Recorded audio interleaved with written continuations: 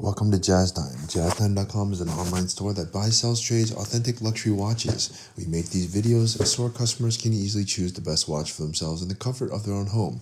If you like this watch and would like to purchase it at the lowest price anywhere online, click on the link in the description below to buy it at JazzTime.com. Today I'll be reviewing the Tudor Black Bay in stainless steel with a steel bezel and a steel bracelet. Reference 79730-0001.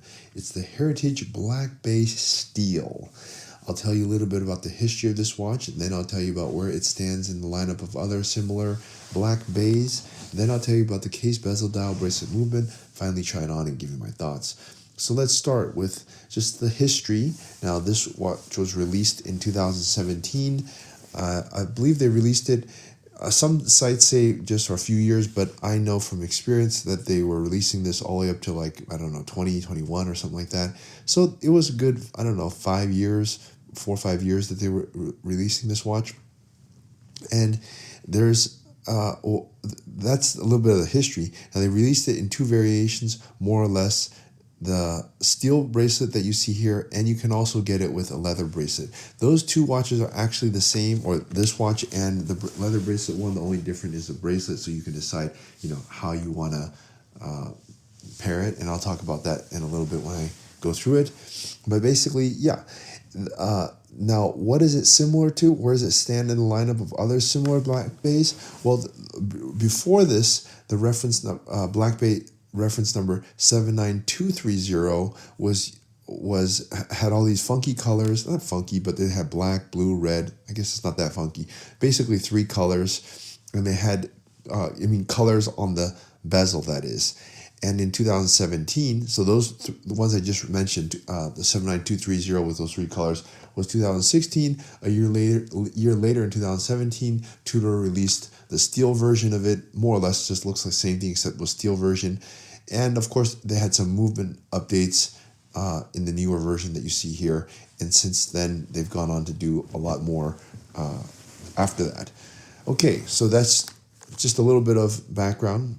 So let's start talking about the watch, starting with the case. The case is going to be 41 millimeters. That doesn't tell the entire story. The lug-to-lug is 50 millimeters, which makes it on the larger side.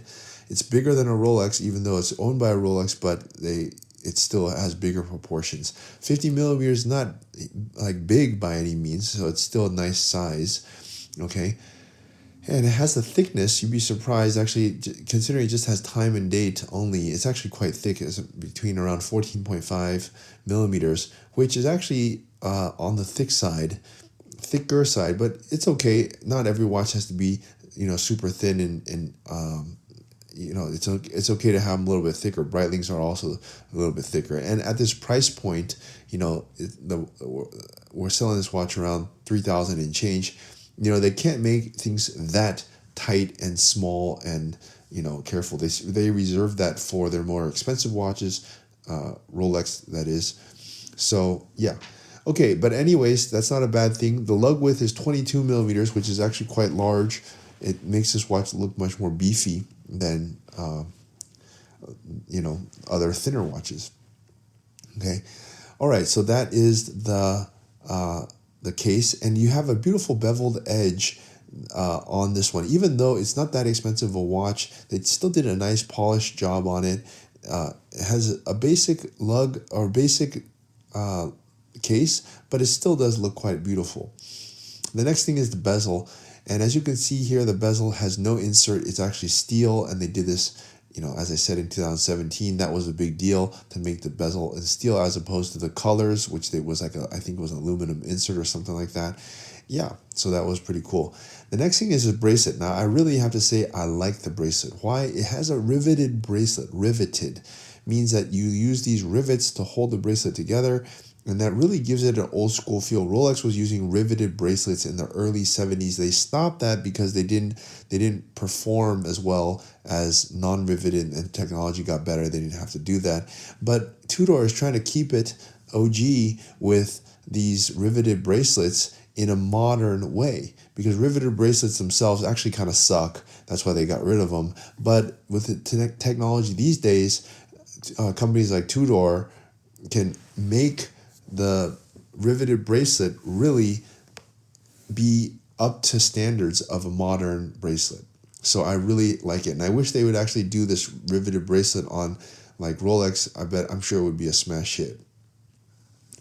Okay, let's look at the movement here. Now, here's where this watch kind of stands out, or at least different from the previous similar generations. It's a Tudor caliber MT5612, and why is that special? Well, it's all in-house done, as opposed to the previous generation, which was a 79230 movement or reference, which actually had a ETA movement that was not their own. They modified an ETA movement, which was still COSC certified, and it was a caliber MT5602 at the time. They didn't in-house do it, make their movements, but now they do that. So this version that you see here does have an in-house movement. So that's pretty cool. All right, now, and I forgot to talk about the dial. The dial is going to be black. They don't make it in any other configuration. Even the leather one is going to be in black dial too. What I like about the dial, it has really legible hour markers, and they use very simple signs, triangle at the top, and the 6 and 9 has rectangles, and the rest have all circles. Not hard to read, even a little kid could read it. And the hands, they put it with this really big luminescence, so I like that as well. And you have the date at the 3 o'clock. Pretty simple, but nice. Okay, time to try this watch on my wrist and give you my thoughts. I like the Tudor. I like that Rolex is making a model that is not so expensive that a lot of people could afford it. I think the retail is somewhere around 4,000 and change. We're selling this watch for 3,000 and change, and you can't get it anymore because it's been discontinued. So actually the only place you can get it is jazztime.com, but we're giving it to you at a fair price, somewhere in the 3,000s, I think mid 3,000 or something like that. At any rate, it's a beautiful watch for the price point. I like a lot of it. And so look, if you want to buy this watch at the lowest price anywhere online, click on the link in the description below to buy it at jazztime.com.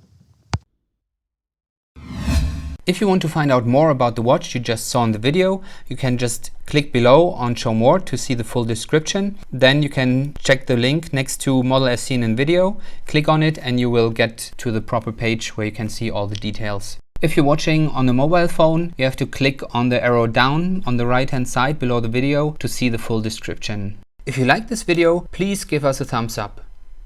If you would like to share this video with your friends, you can use the share button below and share it on any platform you like. If you have questions, constructive feedback, want to tell us about some mistakes or misspeaks, just write a comment below. If you want to see more videos like this, you should subscribe to our channel and visit our channel page where you can find all the videos. And if you're interested in a specific watch brand, you can check out our playlists. If you want to check the price for a watch or want to buy one, remember at jazztime.com you always get a steep discount, so you should check the prices with us. If you want to know the price for a specific watch, just go to Google, type in JazzTime, plus the brand, model, and the details you're interested in, and Google will find the right page for you. Thank you for watching.